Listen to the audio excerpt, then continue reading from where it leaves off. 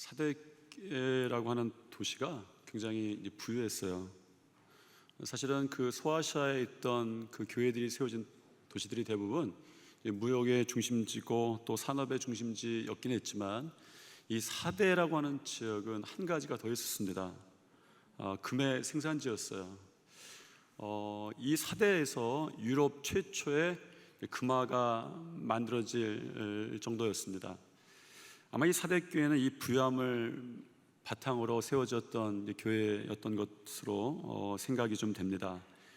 오늘 사대교회를 통해서 말세 심판대 앞에서 주님께서 우리들에게 하시는 질문 가운데에 한 가지를 우리도 듣게 될 텐데, 그것은 세상에서 너희는 어떠한 가치를 두고 살았는가 라는 것입니다. 세상에서 너희가 둔 가치는 어떤 것이었는가. 오늘 사대교회 예수님께서 이렇게 말씀하시죠. 1절 읽겠습니다. 사대교회의 사자에게 편지하라. 하나님의 7 영과 7 뼈를 가지신 이가 이르시되, 내가 내 행위를 아노니 내가 살았다는 이름을 가졌으나 죽은 자로다. 우선 우리 주님은 사대교회에 스스로 이렇게 소개하십니다. 하나님의 7 영과 7 뼈를 가지신 이가 이르시되, 내가 하나님의 7 영과 7 뼈를 가지고 있다. 예수님께서 어떤 교회에 자신을 소개하실 때에 그냥 내키는 대로 소개하시지는 않으셨어요. 그 교회와 성도들의 상황과 그 말씀에 아주 가장 적합한 것으로 말씀하셨다는 사실을 여러분들이 기억을 하셔야 됩니다. 예수님께서 사대교회에 나는 하나님의 7 영과 7 뼈를 가진 자다, 이렇게 말씀하셨다는 사실을 여러분이 말씀 끝날 때까지 기억하셔야 됩니다. 7 영을 성령으로 해석하기도 하고 7 뼈를 주님의 이름으로 사역하는 주의 종들을 의미한다라고 그렇게 해석하기도 합니다. 7 영과 7 뼈를 병행해서 이렇게 소개하는 이유는 성령께서 주님께 세우신 종들과 같이 연합되어 있다라는 것을 의미한다, 이렇게 해석하는 것이 전통적인 해석이었습니다. 말하자면 제가 여러분들에게 드린 지금 해석들은 전통적으로 큰 이견들은 없었습니다. 7 영은 성령이고 7 별은 종들을 의미한다. 그리고 같이 있는 것은 이 둘이 연합하는 것을 예수님께서 보여주셨다라는 것이죠. 하지만 제가 좀 더 중요하게 생각하는 것은, 여러분들과 말씀을 나누는 것은 왜 7으로 표현하셨는가라는 것입니다.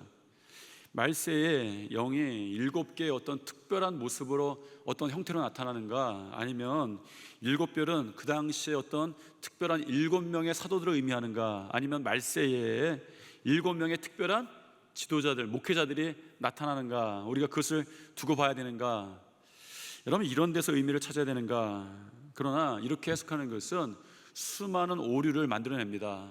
7 영이 하나는 누구고 하나는 어떤 것이고, 또 7 별이 어떤 지도자고 어떤 목회자고, 이렇게 만드는 것이 수많은 오류를 만들어내는데, 이것이 이단들이 잘 사용하는 것입니다.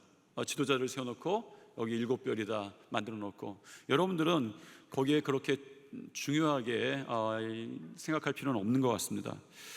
한 가지 확실한 것은, 왜 한 분이신 성령님, 7 명이 성령이라고 한다면 한 분이신 성령님을 7 영으로 표현하셨는가라는 것이 이 오늘 본문을 해석하는, 사대교회에 주신 편지를 해석하는 중요한 열쇠라는 것은 분명합니다. 여기서 나오는 성경적인 결론은 한 가지밖에 없습니다. 전통적으로 그랬습니다. 숫자입니다. 성경의 숫자 의미로 따지자면 7은 완전하고 온전한 숫자라는 것이죠. 주님께서 이 요한계시록에서 이 7이라는 숫자를 사용하신 것입니다. 그리고 이것이 우리가 요한계시록을 읽는, 또 오늘 본문을 읽는 중요한 관점이기도 합니다. 왜냐하면 사대교회에 대해서 하시고자 하는 말씀이 여기서부터 시작되기 때문입니다. 그것은 완전함, 온전함, 다른 교회들은 말씀하지 않은 온전함이라는 단어, 완전함이라는 것이 이제 사대교회에 예수님께서 하셨던 말씀이기 때문입니다. 예수님께서 그렇게 나타나실 수밖에 없는 그런 이유였습니다. 사대교회에 대한 편지는 사실은 책망으로 시작됩니다. 칭찬이 없는 교회로 알려져 있습니다. 물론 사대교회 안에 칭찬받을 만한 몇 명 있었다, 주님은 말씀을 하셨습니다. 4절에 보니까 사대에 그 옷을 더럽히지 아니한 자 몇 명이 내게 있다라고도 분명히 말씀하셨습니다. 그럼에도 불구하고 사대교회는 사실상 책망만 받은 교회로 불과됩니다. 사대교회가 받은 책망이 굉장히 치명적이었어요. 무엇이었습니까? 내가 살았다는 이름은 가졌으나 죽었다는 죽은 자로다, 이런 말씀입니다. 너는 죽은 자로다, 요한계시록에 이처럼 치명적인 말을 들은 교회가 없을 정도이죠. 어쩌면 말세의 가장 불행한 교회입니다. 말세에 책망만 받을 자가 어떻게 심판을 견딜 수 있겠습니까? 서문학교를 향해서 말씀하실 때는, 여러분 기억하십시오. 서문학교를 향해 말씀하실 때는 겉으로는 너희가 환난과 가난이 있지만 너희는 부유하다 말씀하셨어요. 사도 바울이 어느 날 고린도 교회에 대한 편지를 쓰면서 편지에도 그런 이야기를 합니다. 죽은 자 같으나 보라 우리가 살아있다. 그러니까 교회들에다 하신 말씀이, 너는 환난이 있고 가난한 것 같지만 너는 사실 부유해. 너는 죽은 자인 것 같지만 사실은 살아있어 라고 말했는데, 불행히도 사대교회는 너는 살았다는 이름은 가졌지만 너는 죽은 자다, 예수님께서 책망을 하시는 것이죠. 그런데 말씀을 잘 살펴보면, 우리가 잘 읽다 보면 사대교회가 그렇게 책망만 받을 만한 나쁜 교회였다라고 생각은 들지 않습니다. 사대교회의 버가모 교회나 두아디라 교회처럼 그들 안에 우상을 숭배하거나 음행하거나 방탕했던 문제가 그들 안에 있던 것은 아닙니다. 적어도 예수님께서 그 문제들 가지고 책망하진 않으셨어요. 물론 그 당시에 소아시아에 있는 교회들이 같은 지역적인 특색 때문에 이런 일들을 경험했지만, 적어도 이 사대교회는 이런 일들로 인해서 내가 음행하였다, 내가 우상 숭배하였다, 내가 방탕했다, 이런 문제들 가지고 예수님은 전혀 책망하지 않으셨습니다.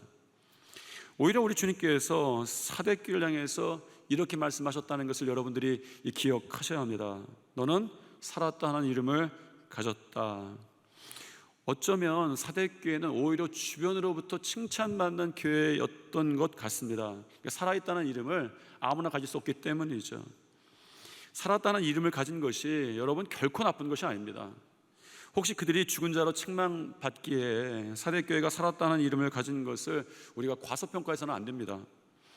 이름, 살았다는 이름, 이 이름에 쓰여진 헬라어 원어는 성경에서 단순히 어떤 것을 호칭하는 그 이름을 이야기하지 않습니다. 예를 들면 이런 거죠. 저분은 종교교회를 다녀. 그럼 종교교회가 단순히 지명, 호칭이 될 수 있습니다. 그런데 여기서 이 헬라어 원어는 이런 의미예요. 종교교회, 이런 거예요. 종교교회. 여러분, 이 이름에 쓰이는 헬라어 원어가 정확한 우리 표현으로 하면 명성입니다. 그래서 이름이라기보다 명성이에요. 이름 날린 거예요.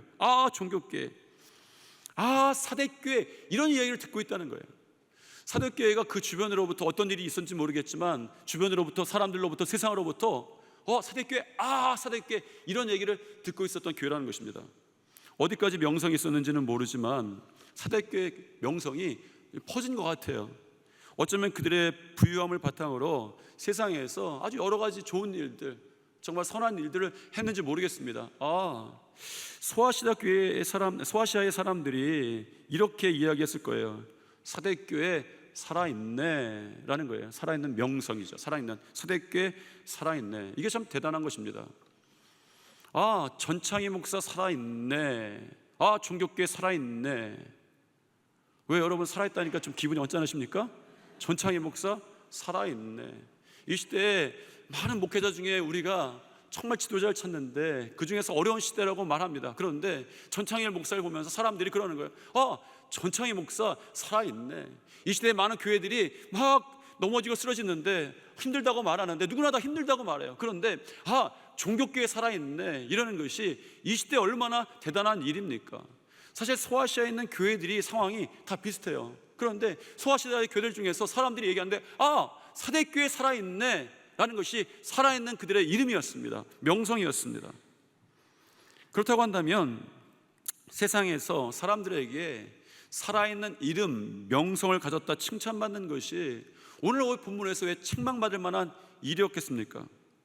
살아있는 이름을 가진 것은 잘못된 일이 아닙니다. 문제는 사람들이 보는 것과 우리 주님이 보시는 것이 다르다는 것이죠.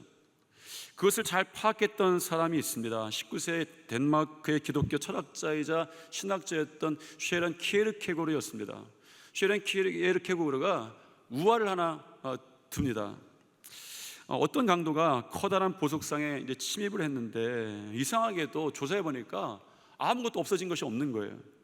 다음날 이 보석상에 커다란 혼란이 왔습니다. 강도가 그 밤에 했던 일이 있어요. 밤새 보석상에 진열된 모든 제품의 가격표를 다 바꿔놓은 거예요. 어떤 일이 생겼을까요? 형편없이 싸구려 제품들이 엄청나게 비싼 가격으로 팔리고 엄청나게 비싼 제품들이, 가치 있는 제품들이 형편없이 싼 가치로 취급되었던 것입니다. 여러분, 우리 쉐런 키에르케고르가 지적한 것이 그거예요. 세상에서 가치를 이렇게 바꾸는 이 영적 사탄의 일이 있다는 것입니다. 이 세상의 가격표를 바꾸는 거죠. 그리고 은혜 받은 우리들도 이 땅에 살면서 이 삶의 가격과 가치를 바꾸는 것은 결코 쉬운 일은 아닙니다. 여전히 우리가 세상 속에 살고 있기 때문입니다. 여러분이 은혜 받고 살고 있지만 세상의 가치의 기준을 바꾸려면 여러분들이 세상과 싸워야 되는 거예요. 공부가 최고의 가치가 아니다, 더 중요한 것이 있다 라고 말한다면 여러분과 여러분 자녀들은 그때부터 대학 입시 제도 앞에서 싸워야 되는 거예요. 돈이 최고가 아니라면 돈에 의해 움직이는 세상 앞에선 여러분의 자신과 싸워야 합니다. 결코 이기기가 결코 쉽지 않은 거예요. 사대교회의 세상은 어땠을까요? 사대교회의 세상의 가치는 어쩌면 살았다라고 하는 명성이 이 사대 사람들의 최고의 가치 중에 하나였을 것입니다. 왜냐하면 이유가 있습니다. 주님께서 그 이유와 그 사정을 너무나도 잘 아셨어요. 예수님께서는 사대 교회뿐만 아니라 사대를 너무 잘 아셨어요. 사대는 역사가 기록된 초기부터, 그러니까 요한계시록이 기록된 게 아니라 역사가 기록되기 시작한 초기부터 이 사대교회는 위대한 도시로, 사대는 유명한 도시로, 위대한 도시로 알려져 왔습니다. 각종 전쟁들이 있었어요. 물론 거기가 금의 생산지였고 정말 귀중한 지역이었던 것 같습니다. 그러나 그들은 그 전쟁 속에서도 그들은 결국 번영을 이루었어요. 그런데 그들의 번영이 1세기 초반, 정확하게는 AD 17년에 대지진이, 엄청난 지진으로 초토화가 되어버립니다. 그동안 그들이 쌓았던 것이 무너져 내렸어요. 그리고 나서 사도 요한이 이 편지를 쓸 때쯤에서 아마 사대 지역은 그들의 번영을 다시 한번 재건했던 것 같아요. 그러면서 그들 마음속에 무너지지 않는 것에 대한 생각이 굉장히 강렬했습니다. 왜? 그런 불안이 있으니까. 그래서 이 사는 것과 죽음과 불멸에 대해서 굉장히 특별한 이 마음을 갖고 관심을 가지고 있었습니다. 이런 사조가 이 사대에 있었다고 해요. 주님이 이것을 잘 아셨습니다. 그래서 1절에서 그들에게 말씀하시는 방식 자체가 그들의 언어로 말씀하세요. 죽음과 생명, 죽었다 살았다, 이런 말씀으로 계속 하시는 이유가 거기에 있습니다. 주님께서는 이 사대 지역의 또 사대교를 다 알고 계셨습니다. 그런데 주님은 누구나 다 아시는 것을 아신다라는 것이 아닙니다. 주님이 아시는 것은 이것이에요. 내가 살았다는 이름은 가졌으나 죽은 자로다. 세상에 헛된 불멸 가운데서 거기 복음이 전해졌습니다. 사대교인들은 아마 그렇게 외쳤을 거예요. 여러분들이 무너지지 않는 것, 불멸에 대해서 지금까지 그렇게 이야기했을 텐데, 진짜 이 불멸은, 죽지 않는 것은, 영원한 생명은 우리 예수를 믿는 것입니다 하고 교회가 세워졌을 거예요. 그리고 그렇게 살았을 것인데 어느 날 주님께서 보내신 편지 가운데 이런 말씀을 들은 것입니다. 너희는 살았다는 이름을 가졌으나 죽은 자로다. 이 말을, 이 편지를 받은 사대교회 교인들은 엄청난 충격이었을 거예요. 여러분, 그렇지 않습니까? 여러분이 세상과 좀 다르게 살기 때문에, 이 복음을 받아들였기 때문에 이 주일에 전에 나왔어요. 그런데 우리 교회를 향해서 주님이 말씀하시는 거죠. 너희가 살았다는 이름은 가졌는데, 종교교회라는 이름은 가졌는데, 세상에도 유명한데 너희가 죽은 자다라고 말하면 우리에게 얼마나 충격이었겠습니까? 사대교회가 이런 큰 충격적인 편지를 받았어요. 그런데 이것은 사실은 어떤 교회든지 받을 수 있는 엄중한 편지라는 사실입니다. 선한목자교회 유기성 목사님의 예수소망이라는 책에 이런 글귀가 제 마음에 좀 와 닿았어요. 내용은 이런 겁니다. 제가 읽어드리겠습니다. 사람들로부터 칭찬을 받으나 주님으로부터는 무서운 책망을 받을 수도 있음이 충격이고 두려움입니다. 그러므로 사람들의 평가만 의식하며 살면 큰일입니다. 주님을 바라보아야 합니다. 바깥에서는 온유한데 집에 들어오면 폭군인 사람이 있습니다. 방은 어질러 놓고 지내면서 화장만 예쁘게 하고 다니는 사람도 있습니다. 사람들은 그의 실상을 알지 못합니다. 그런데 주님은 알고 계셨습니다. 사람들의 평가가 자신의 진짜 모습인 줄 스스로 속는 지경에 이르게 됩니다. 이런 사람은 살았다는 이름은 가졌지만 실상은 죽은 자인 것입니다. 우리 주님께서는 사대교회가 살아있는 이름은 가졌으나 실상은 그들이 잠자고 있고 죽은 자라고 하는 것을 알고 계셨습니다. 그래서 우리 주님께서는 사대교회를 향해서 아주 간절한 마음으로 2절 3절을 계속 깨어나라 깨어나라 너는 일깨어 깨어나라 깨어나라 외치시면서 그 뒤에 회개하라 다시 돌아오라 말씀하십니다.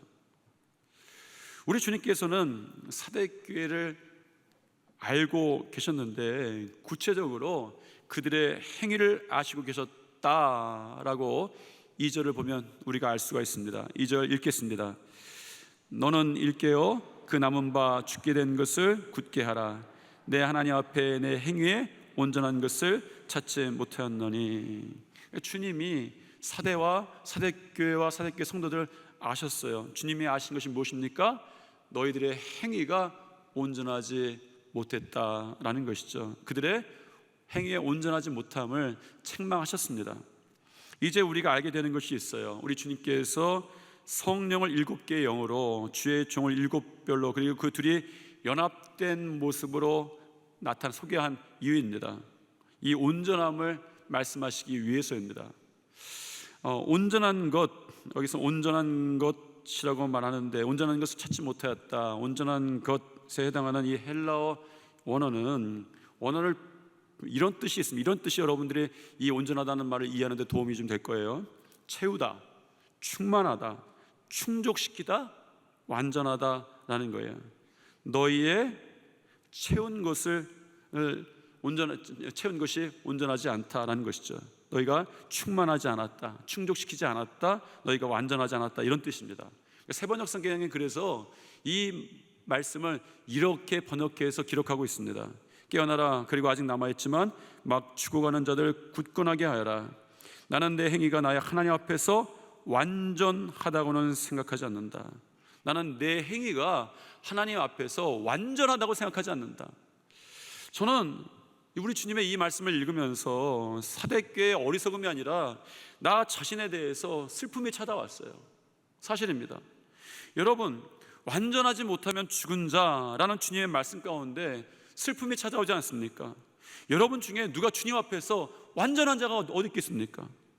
우리 중 누가 주님 앞에서 온전하게 채울 수 있는 사람이 누가 있겠습니까? 얼마를 해야 채워지고 충만해지고 주님의 합당함에 충족시키는 완전한 상태가 될까요? 너는 행위가 완전하지 못함으로 죽은 자다라는 말씀이 우리 가운데에 어떤 방향이 아니라 우리 가운데 큰 장벽으로 다가오지 않습니까? 큰 좌절로 다가오지 않습니까? 그 좌절 앞에서 슬퍼지는 거예요. 온전하지 못함으로 주님이 도적까지 오실 때에 너는 죽은 자다 칭함을 받게 된다면 이 온전이라고 하는 것이 사대교회에만 가혹한 것이 아닙니다. 오늘 우리에게도 가혹한 거예요. 너무나도 가혹한 거예요. 말씀을 보면서 저는 온전하지 못한 사람들을 성경 속에서 한번 떠올려 보기 시작했습니다. 찾아보기 시작했어요. 성경에서 가장 온전하지 못했던 사람들을 우리 주님께서 어떻게 다루셨는지 다시 한번 확인해 보고 싶었습니다. 두 사람이 제 머리에 떠올랐어요. 여러분도 아마 그분들이 떠올 수도 있겠습니다. 세리와 과부였어요. 이스라엘 세리와 과부들이 항상 부끄러워했어요. 성경에 보니까 부끄러움은 그들의 몫이었습니다. 왜?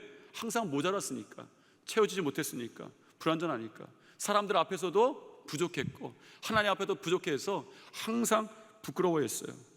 사람들을 그들을 부끄러운 인생이라고 칭했을 뿐만 아니라 그들 스스로도 그들의 인생이 너무나도 부끄럽게 여겨졌습니다. 누가복음 18장에 보니까 두 사람이 기도하러 성전에 올라가는 이야기가 있어요. 하나는 바리새인이었고 하나는 세리였습니다.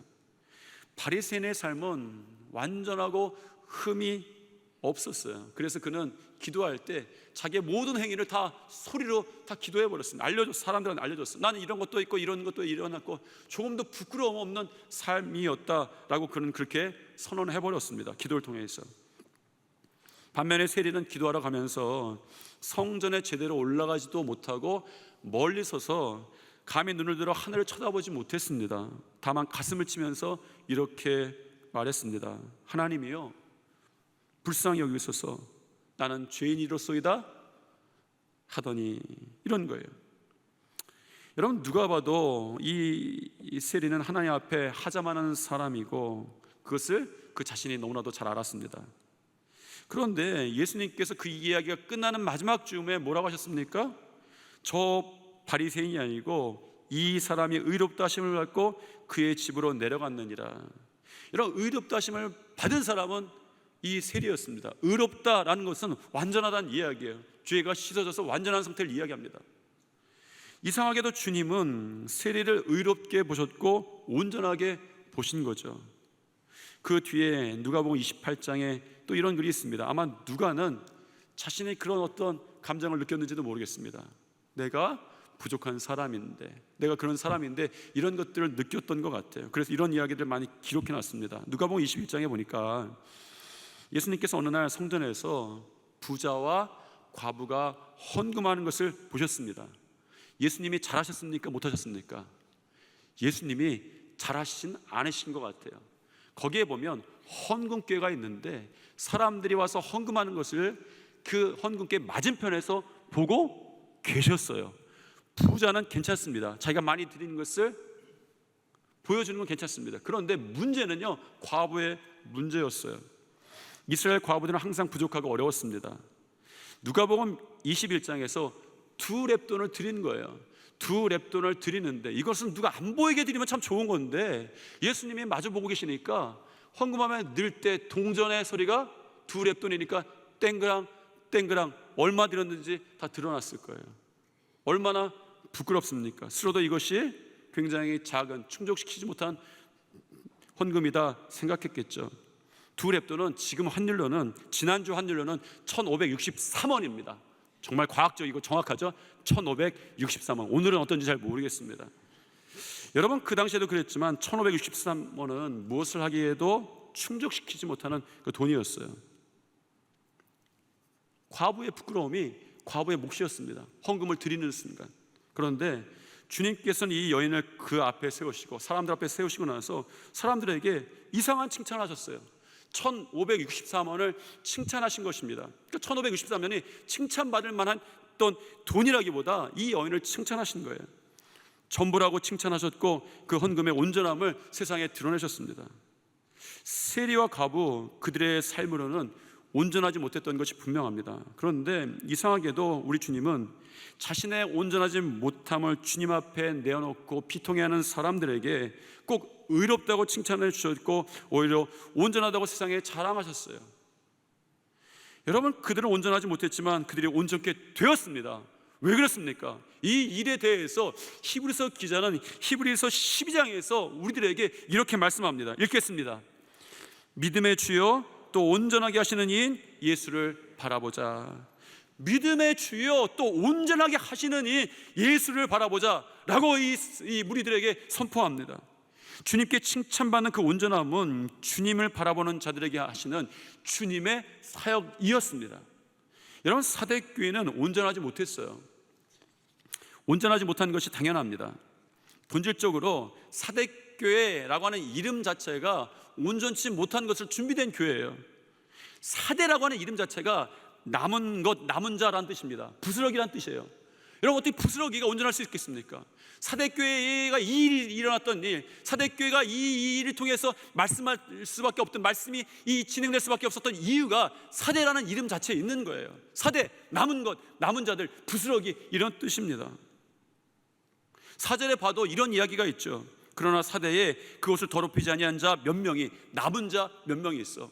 참 성경은 예수님이 하신 일들은 너무나도 신비하고 아주 톱니바퀴 하듯이 딱딱 맞죠. 이 사대교회 하셨던 말씀, 온전함을 하시기 위해서 하셨던 말씀, 사대교회에 이 일이 있었던 이유들, 그 사대교회에 있었던 일들, 정말 다 이런 것들이 너무나도 이 말씀을 진행하는데 너무나도 톱니바퀴처럼 딱 맞아요. 사대교회에는 기껏해야 주님께로부터 온전하다고 칭함받는 사람이 몇 명밖에 되지 않았습니다. 이런 사람이 몇 사람밖에 없다는 것이 너무나도 안타까운 일인 거죠. 교회 안에 몇 명밖에, 남은 자가 부스러기밖에 남아있지 않다. 하지만 진실로 주님을 바라보는 신실함을 지키는 성도들이 있었기 때문에 사대교회는 주님의 편지를 받을 수 있었다는 사실입니다. 사대교회의 진짜 문제는 그들이 부스러기라는 것이 문제가 아닙니다. 그들이 온전하거나 완전하지 않은 형태를 가지고 있었다, 그 행위를 하지 못했다라는 것이 아닙니다. 사실은 완전하지 않은 것이 문제라면 우리 가운데 피해갈 사람이 없는 거예요. 여러분 가운데 혹시 부스러기는 아닐 수 있습니다. 남은 것은 아닐 수 있습니다. 그래도 근사할 수는 있지만 어떤 누가 완전하다고 할 수 있겠습니까?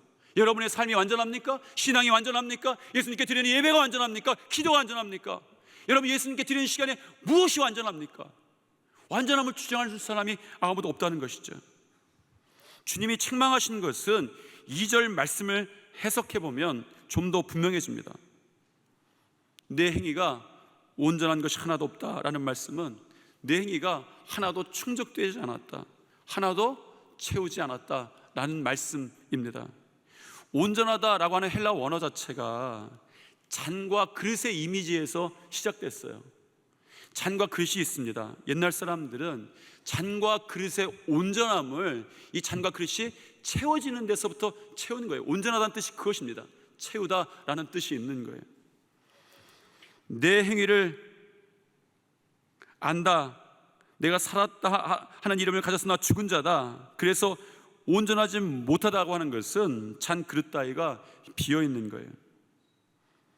여러분, 내 행위를 안다, 내가 살았다는 이름을 가졌으나 죽은 자다, 이 말은 행위가 나빴다는 말이 아닙니다. 행위가 악했다는 말이 아닙니다. 겉은 그럴듯한데 속이 비어있다는 거예요. 분명한 것은 그 온전함을 우리의 능력으로는 이룰 수 없습니다. 온전함을 이루는 것은 히브리서 기자는 말하는 거예요. 우리의 사역이 아닌 거죠. 누구의 사역입니까? 우리 주님의 사역입니다. 그래서 우리는 사대교회 앞에 나타나신 예수 그리스도를 바라봐야 온전함의 능력을 경험할 수 있게 되는 거죠. 우리 주님은 사대교회에 7 영과 7별 성령과 종들의 연합으로 온전함을 만들어 가신 분으로 나타나셨습니다.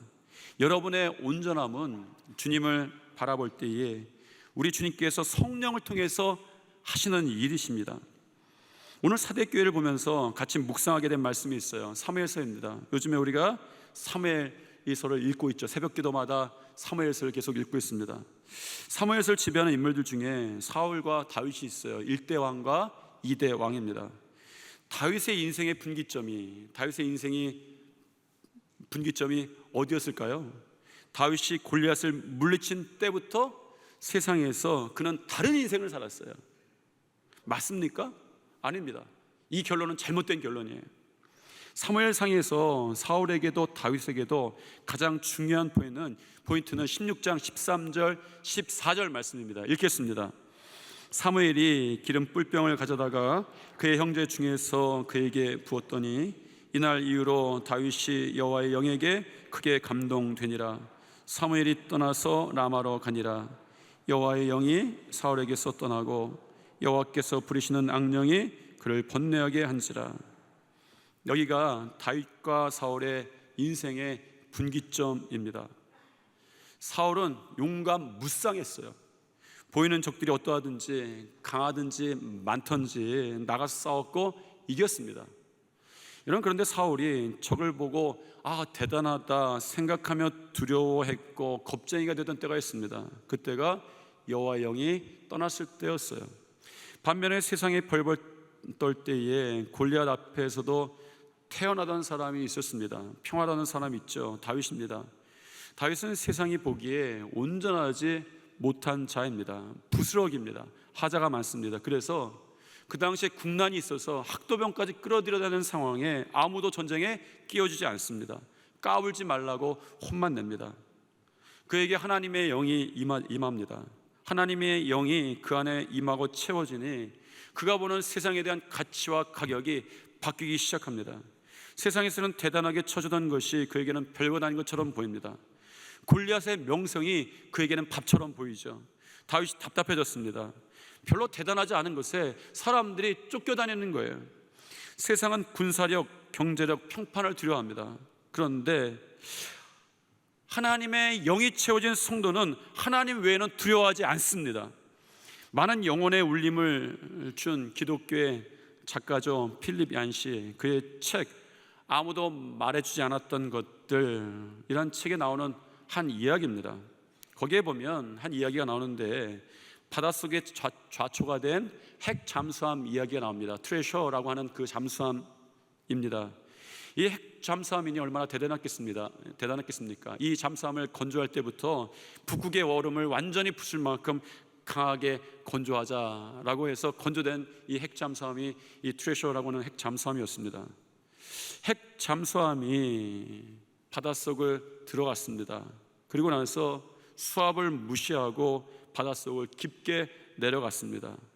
능히 이길 것이라 생각했습니다. 그런데 이 핵잠수함보다 더 대단한 것이 사실은 수압, 물의 힘이었습니다. 잠수함의 두꺼운 철판이 한 10cm 정도 이 철판으로 만들었다고 합니다. 그런데 이 두꺼운 철판이 수압에 의해서 휘처럼 구겨져 버리는 거예요. 그래서 본격적으로 시작된 것이 압력을 견디는 연구였습니다. 물의 압력을 견디기 위해서 원 형태, 강철구 모양의 연구선을 만들어서 연근을 태워서 그 바닷속으로, 그 찌그러진 바닷속으로 집어넣습니다. 30cm 되는 두꺼운 강철 덩어리로 한 사람만 간신히 들어가는 그 연구선을 만들었다고 합니다. 그 정도가 되니까 강한 수압을 견딜 정도가 되었고, 그가 정말 그 핵잠수함이 이 휴지처럼 구겨진 그 지점까지 도달을 했습니다. 그렇게 해서 바다 밑에 닿게 되었는데, 그때에 이 연구원이 너무나도 놀라운 일을 목격한 거죠. 그런 엄청난 수압이 있는 곳에서 물고기들이 유유하게 헤엄치고 있더라는 것입니다. 물고기 가죽이 대단해 봐야 얼마나 대단하겠습니까? 강철판은커녕 1mm 가죽천보다도 약한 것이 이 물고기 가죽입니다. 그런데 어떻게 거기서 물고기가 유유히 헤엄치는 것이, 사는 것이 가능한가? 이유는 한 가지였습니다. 외부의 압력과 물고기 내부의 압력이 같았기 때문입니다. 우리가 만나게 되는 문제들, 우리에게 압력입니다. 핍박과 환난은 엄청난 압력입니다. 골리앗은 수천 명의 이스라엘 병사도 구겨버리는 엄청난 압력이었습니다. 그러나 하나님의 사람은, 하나님의 영이 함께하는 사람은 엄청난 외부 압력이 있는 곳에서도 유유하게 헤엄쳐 다닙니다. 다른 사람들은 휴지처럼 구겨질 곳에서도 평안하죠. 왜냐하면 내부의 압력이 외부의 압력을 이기기 때문입니다. 세상에서 명성이 있던 사대교회가 살았다 이름은 가졌으나 죽은 것이 당연합니다. 외적으로는 살아있는 명성이라고 하는 두터운 철판을 자랑하고 있었지만 외부 압력을 이겨낼 내부의 압력이 없었기 때문입니다. 그 그릇이 비어 있었기 때문입니다. 그들이 살아나는 방법은 단 한 가지였어요. 주님의 영에 그들을 내어드리는 일이었습니다. 이 요한계시를 썼던 사도 요한이 썼던 다른 서신에는 이렇게 기록되어 있습니다. 요한일서 4장 말씀입니다. 같이 한번 읽겠습니다. 자녀들아, 너희는 하나님께 속하였고 또 그들을 이기었나니 이는 너희 안에 계신 이가 세상에 있는 자보다 크심이라. 자녀들아, 너희가 세상에서 이기고 승리하는데 그 이유는 너희 안에 계신 이가 세상의 어떤 것보다 크시다라고 선언하는 거예요. 사도 바울이 전해주는 말씀입니다. 여러분, 잘못된 가치, 이름, 명성에 사는 사람들에게 주님이 하시는 말씀이 있어요. 내가 도둑같이 이르리니 어느 때에 내게 이르는지 내가 알지 못하리라.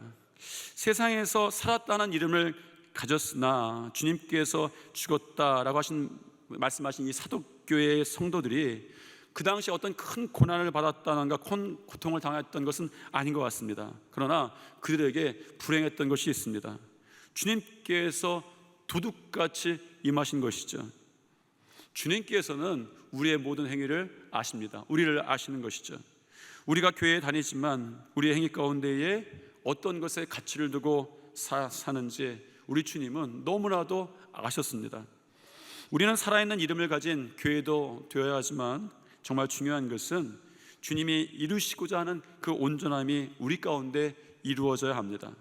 여러분, 뜻을 이루기 위해서가 아니라 주님의 뜻이 온전히 이루어지길 위해서 기도해야 합니다. 예배를 드리면서 만족해야 하는 것이 아니라 예배를 온전히 주님께 드리는데 관심을 가지십시오. 여러분이 세상적 가치를 이루고 남은 시간을 주님을 위해 사용하지 마시고 주님 앞에 온전한 그리스도인으로 살아가는 것에 집중하십시오.